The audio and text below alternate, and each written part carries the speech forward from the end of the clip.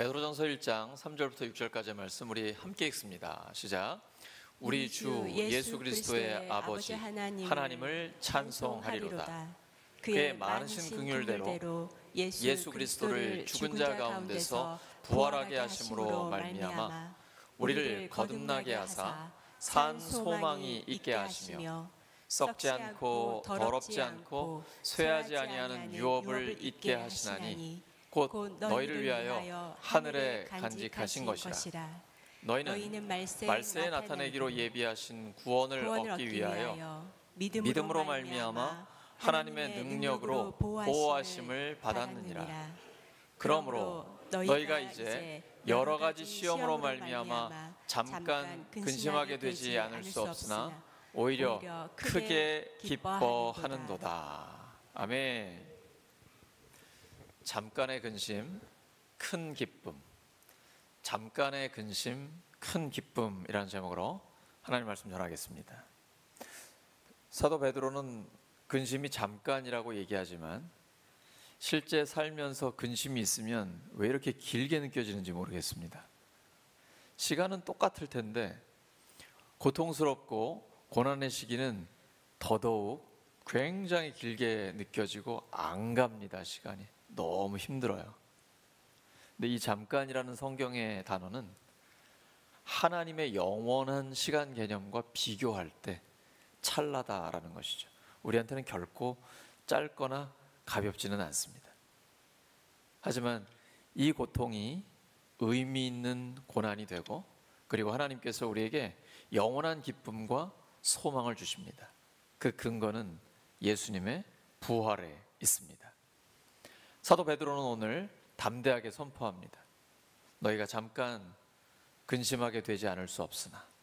근데 여러분, 베드로의 이 성경을 받고 있는 초대교회는 예수님 믿으면 감옥에 갇히고 순교를 당하고 사회적으로 매장당하고 큰 고통을 당하는 것이 2000년 전 교회의 상황이었습니다. 근데 베드로는 그것을 이렇게 표현하는 것입니다. 너희가 잠깐 근심하게 되지 않을 수 없으나 오히려 크게 기뻐하는도다. 부활의 기쁨이 있기 때문에 우리에게 소망이 있는 것입니다. 부활의 기쁨은 근심이 없는 사람에게 주어지는 상이 아닙니다.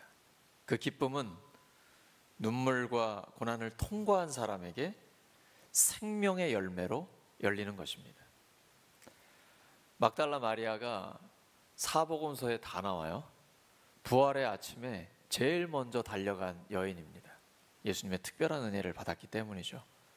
7 귀신 들린 여인에게서 그 귀신이 쫓겨나갔고 사람들에게는 외면당했고 사회적으로 정상적인 생활을 할 수 없던 그녀가 예수님에 의해서 귀신이 쫓겨나가고 이제 드디어 예수님의 제자로 지극히 정상적인 복된 삶을 살게 됐습니다. 그러니 그 기쁨이 얼마나 넘치겠어요? 사랑하는 주님이 돌아가셨습니다. 무덤 앞에서 막달라 마리아는 눈물을 흘리고 있습니다. 십자가밖에 없다면 우리에게도 이런 깊은 슬픔이 있을 것입니다. 하지만 그때 부활하신 주님이 마리아의 이름을 불러주십니다. 마리아야, 정신이 번쩍 나는데 누군지 알아보질 못합니다. 이 무덤을 지키는 동산직인가? 당신이 혹시 우리 선생님의 시체를 치웠으면 어디다 좀 옮겼는지 알려주세요. 마리아야, 나다. 이때의 마리아의 눈물은 기쁨으로 바뀌게 됩니다. 큰 슬픔이 엄청난 기쁨으로 바뀌게 되는 것이죠. 우리의 삶이 완전히 변화됩니다. 하나님은 지금도 예수님의 부활을 믿는 우리에게 기쁨의 이야기를 만들고 계십니다.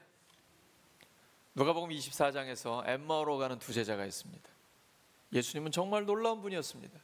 탁월한 지혜, 지식, 그를 통해 하나님의 역사들, 치유와 회복이 일어났습니다. 그런데 예수님이 십자가에 못 박혀 힘없이 돌아가셨어요. 그들은 좌절한 채 엠마오로 가고 있었습니다. 그 중간에 누군가 동행을 하는 거예요. 부활하신 예수님입니다. 알아보질 못했어요. 예수님께서 성경을 자연스럽게 풀어주시는 거예요. 그리고 숙소에 갔을 때 음식을 떼어주십니다. 마치 성찬 예식처럼 빵을 떼어주십니다. 그때야 그들의 영적인 눈이 확 열려서 예수님인 걸 알아봤습니다.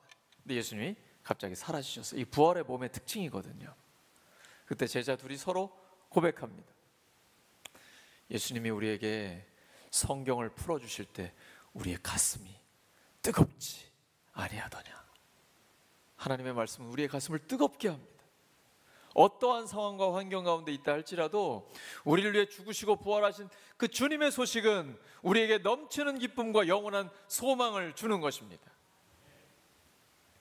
사랑하는 우리 울산교회 성도 여러분, 부활의 기쁨은 근심을 이기는 소망입니다. 잠깐의 근심과 큰 기쁨, 그 사이에 뭐가 있을까요? 그 두 다리를 연결하는 것은 부활입니다. 예수님은 우리를 고난을 지나 영광으로 이끌고 계십니다. 그리고 그 은혜는 지금도 여기 우리 마음 안에 충만히 흐르고 있습니다. 오늘 이 부활절에 주님의 승리가 우리의 기쁨이 되기를 예수 그리스도의 이름으로 축원합니다. 오늘 주신 말씀 붙들고 우리 반주에 맞춰서 함께 합심하여 기도합니다. 부활의 기쁨은 근심을 이기는 영원한 소망이 됩니다. 잠깐의 근심과 그 큰 기쁨, 우리는 그 사이에 있는 부활의 소망을 가슴에 품게 됩니다. 성령께서 우리에게 위로하여 주시고 이제 우리로 하여금 이 땅의 고난을 넘어 영광을 바라보게 하십니다. 우리가 가는 길이 좁은 길이지만 생명의 길이고 고난의 길이지만 영광의 길이라는 것을 하나님은 우리에게 가르쳐주고 계십니다. 하나님 앞에 간구합시다. 주님 앞에 부르짖읍시다. 주님께서 우리의 기도를 들으시고 응답하십니다. 하나님 아버지 감사합니다. 하나님, 이 시간 우리 안에 부활의 소망, 성령의 기쁨이 충만하게 하여 주시옵소서.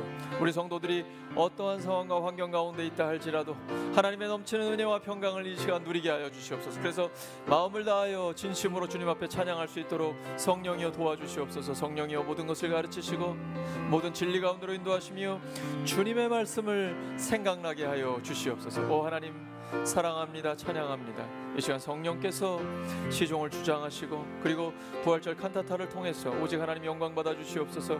찬양 가운데 임재하소서. 하나님의 말씀하여 주시옵소서. 오 하나님, 성령의 감동을 주시고 성령께서 우리 안에 참된 치유와 회복, 화해와 기쁨, 위로와 소망이 넘치게 하여 주시옵소서. 하나님 감사합니다. 하나님 찬양합니다. 주님 홀로 영광 받아 주시옵소서.